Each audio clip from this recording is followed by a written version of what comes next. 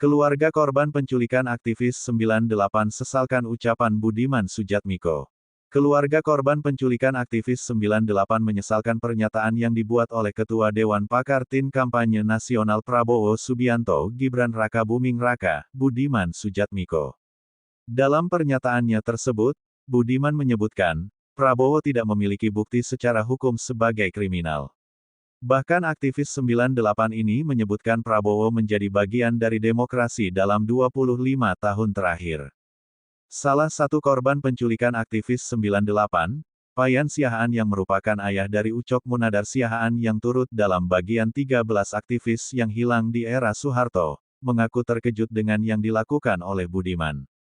Saya sangat terkejut atas informasi ini di mana Budiman Sujatmiko mengatakan bahwa pelanggaran HAM yang dilakukan oleh Prabowo itu bukan pelanggaran tetapi tugas negara, kata Payan saat konferensi pers Koalisi Masyarakat Sipil, Selasa, tanggal 12 Desember tahun 2023.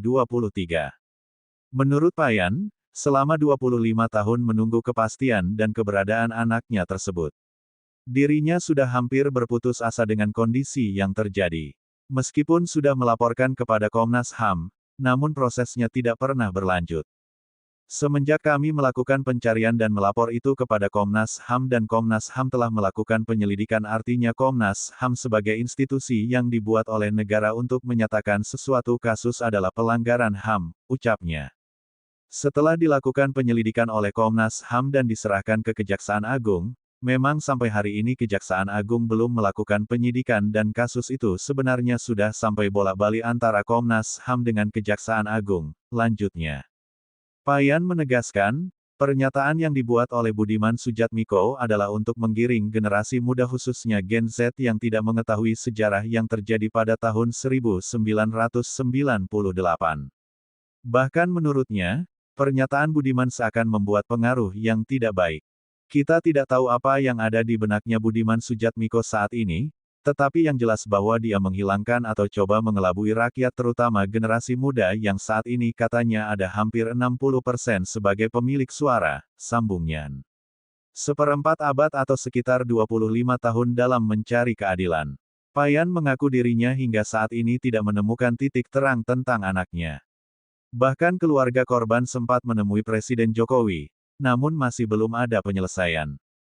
Kami telah berjuang 25 tahun, memang sampai saat ini kami belum melihat ada titik terang.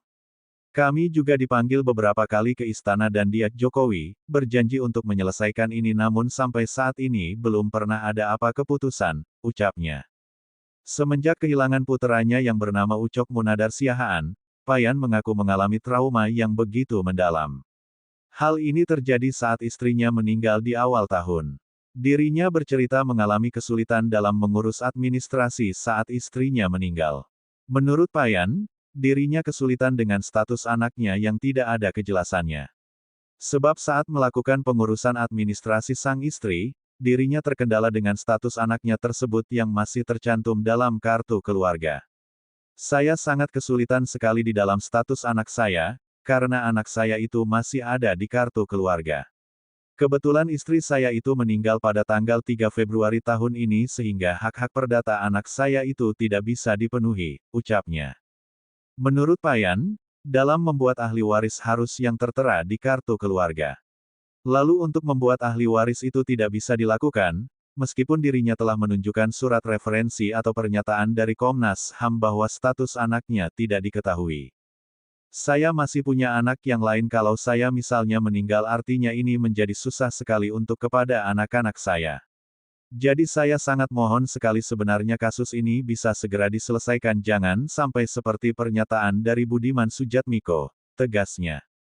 Kasus ini jangan sampai dikatakan udah selesai, kita juga tidak mau bahwa seorang presiden kita nantinya kalau dia terpilih adalah pelanggar HAM yang berat. Apakah kita tidak malu terhadap orang luar bahwa orang Indonesia ini bisa dipimpin oleh yang tujuannya bejat, pungkasnya.